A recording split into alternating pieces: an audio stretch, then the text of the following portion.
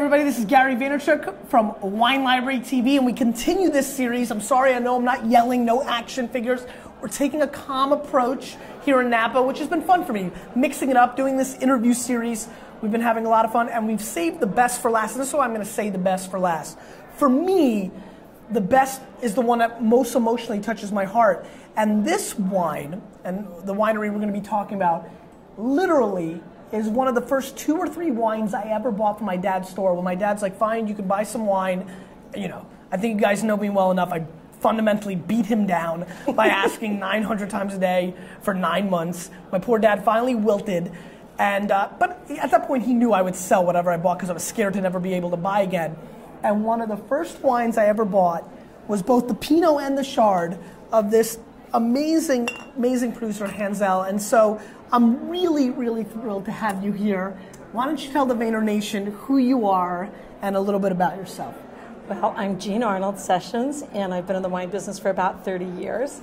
And I fell in love with this wine. And when I was out looking for a job, I thought, why don't I go to Hanzell? Because I'm a storyteller. And I wanted to, you like, oh, we are like, oh yeah, we are like right here. Oh. My wife Lizzie knows that, you know, I've already decided I'm going to pass before her. Mm-hmm. And I said, listen, you have to make sure that my gravestone, all I wanted to say is storyteller. We are so, because I love your book. Right? Okay, that was it. I said I wanted tell them how much you love it. I wanted to come in and talk about the book. It was sent to me because they said, we know you're not going to buy this book unless we and read it. Who sent it to you? Derek Bromley, who, do you know Derek? I'm not sure. Help me. He is a wonderful man, and his father's a great hotelier. And he just went to work for Foster's in the luxury wine and innovation. I need to meet him. And he's very... He and I are He's very hip to the know. He gets it. Hip to he the gets know. it. Does that mean something? Yeah. Okay. Oh, he and gets so, it. So he sent it to me. And he said, it's rocking it. I finished it in like 2 days, and it's so cool. Thank you. But let's talk about your stuff. So yeah, you're a storyteller. Storyteller. So I go meet Bob Sessions. Last. Okay. Bob Sessions, and I said, I think I should sell and market your wine because I can tell your story. What were you doing before that? I was selling it. I was storytelling other wines and other properties. Like so you were in the wine business? I was in the wine business. And how about prior to that? No, I was a dancer in college. I was a skinny little thing starving. Hair down to my waist. You know, so I like it. Tell me more about that. But I took classes in enology from Fresno State, and that's and that's how you got into. You ran. It started the classes. You want to talk about a legend? Pioneer. I mean, we're all in this business here because of guys like him. Well, the neat thing is for me now to kind of move into matronly at my age now in the wine business after 30 years. But Bob Sessions was the president winemaker. And not only was I in love with Hanzell wines, I knew I could tell their story. So I got hired. And then I married him and got his wine cellar. Oh, yeah. That was it. So you fell in love with him? I did. Now, did that happen quickly? Did that happen even before you started working for him? No, I was there. He's a farmer and a winemaker, and he'd been making wines there for almost 30 years.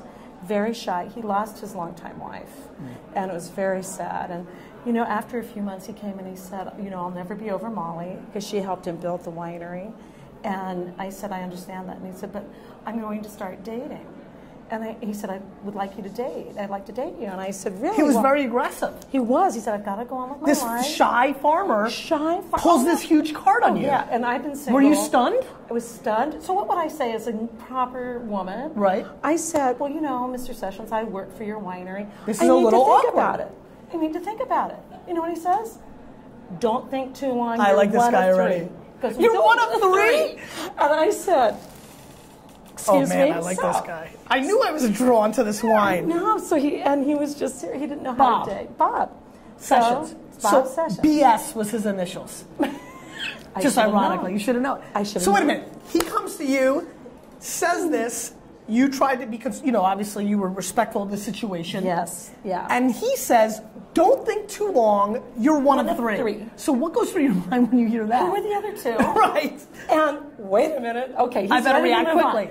So we did, of course. Did you, wow, huh? I know. Was that an awkward situation for you? No, it was very sweet. We told the board of directors and the owner. It was all fine. And so we dated, fell madly in love, and got married about a year and a half later. We've been married 8 years, which a record for me. Yeah. That's the longest. Yeah. That's a world record. World record. Got it. So he was married longer and had older wines almost older than me in his wine cellar, and he'd been married for 40 years. So it's a weird combination, but it works. And I get to be at Hanzell and be president of a small, fabulous historic winery. Quality wines. We work really hard at that. I mean, the wines are really good. You know, as a matter of fact, I have I feel like I'm kind of pissed at you because I feel like I'm going to be a little bit soft on you because I have an enormous soft spot because I'm actually pissed about this wine. I'll tell you why. I feel like too many people have talked about other wines, and I've always been the guy in the corner, well, not in the corner, that's not kind of me, in the middle of the table saying, okay, listen, I respect Kistler, and I'm thrilled about Rocchioli and all this, but Hanzell is right there, and I feel just because two voices, Spectator and Parker, never went crazy, always respectful and great scores, but never went crazy that all the sheep in the wine business just decided that other producers were better, and I always felt from a Burgundian California producer that you guys were bringing it. Thank you, because you know, there's a conscious conversation at our winery. Do we make wines for the press to garner high scores and sell for a lot of money, or do we make wines that are true to the property? We make wines that are true to the property. And you know, in this economy right now, there's been conversation about should we change it? We sat there and we said, no. This is what Ambassador Zellerbach started. These are our wines. It's about this monopole and going deep. So we don't live or die by the press. How much wine are you guys making? Oh, we're making about 5,000 cases. I want to try it. Do you have a glass somewhere? We'll give you some glass. Oh, I'm good. I'm sure you're supposed to leave the... Yeah, no, it's fine. It's even better that you just left. That just made the video so much better. All right, so this is the, what, 07 2007, all Chardonnay. estate, grown, produced, and bottled on the estate. Kind of a big deal. So, 42 acres of vineyards, right? Yeah. And how much are you making of this? We make about, 3,000 cases of Chardonnay. And about 2,000 Pinot. Yeah. Got it. And we work really hard. And what's the suggested retail these days? I'm a little bit out of the loop. I don't know. You're not sure? No. I'll sell for $19.99. I know, it's like anywhere from... Be careful, you're talking to the wrong guy. It's 55 you know, to 65. Can I tell you the best wine story? My favorite thing about the wine business. People have actually said to me, how much do you want to pay for it in negotiations? Like, literally, they don't know who they're dealing with. My answer is always consistent, 12 cents a case. Because the least by law that I can pay is 1 cent. I can't get it for free. And that's literally what I want to pay. Like, why would I want to pay more than 12 cents? Are you willing to sell me wine for 12 cents a case? Okay, I understand. No. So what is suggested retail? 40, 50, 60? No, it's about 55 to 65. I mean, and so what's going on now? I mean, you know, in my market, you've had a long relationship with Lauber. Lauber got bought by Southern. We're seeing this consolidation on this market. Was that a weird thing for you guys? Not to diss Southern. I'm sure you respect them and love them and probably, but that's such a big company buying such a small company. Are you guys mainly distributed by smaller companies, bigger? Where are you guys? You know, yeah, I've been asked that a lot over my career because I've always worked for small family owned. It's the company where you have a share of the priority and they understand your story and they'll tell it. We're finding that more difficult now, and I think for another video we could have a really great conversation about what I think is going on in three-tiered distribution. Oh, I like that. I like that. Yeah, we'd like to do that. How much is your growth, or how much is your focus right now direct to consumer? You know, we're 50% of our revenue is direct. Oh, that's awesome. And that includes tasting room, right? Yeah, we do by appointment though, so we're really small. Oh, I see. Yeah, it's just a little tiny. So the mailing list is thriving and doing its thing. People that know you know you. Our mailing list has grown 50% in the last year. It's That's amazing, outrageous. And our distribution. Well, you have to explain that because I'm not going to just accept that as a businessman. You've had all these years. You've grown 50% in 1 year. I know that you haven't gotten a 99 from Parker. So what is it? You guys got focused. You stopped bullshitting. We stopped bullshitting. We lowered the price a little, but more than that, you stopped bullshitting. Yeah, no, the three-tier distribution stopped selling the wine and representing it. And so you were forced into it a little bit. The consumers couldn't find it, so they called us. And if we can legally ship to them, you'll go. We sold. This is an interesting story that I probably shouldn't tell. In a major state, you should definitely tell it. Florida. Yeah, Florida. Think Disney World. Go ahead. Yeah, Disney World, New Epcot. That place. Okay, go ahead. Harry Potter. We Dolphins only sold suck. Sorry. We only sold $35,000 worth of wine through the distributor this last year. Right. We sold over $100,000 direct to consumer. And the distributor kept saying, nobody wants your wine at this high price. And so we're like, okay, we sold 100,000 direct to consumer, Such bottle a by story. bottle. Yeah. I mean, they have to go there because the large distributors, or even distributors small, they have so many priorities. They do. It's not that there's just too much. It's not that they're not good. Yeah, it's just the reality of the market. We're only human. That's right. So, but we're having a good time. Why have you guys stayed so true to the Burgundian varietals? Have you ever been flirting with thinking about expanding? Yeah. I have something you don't know about Hanzell.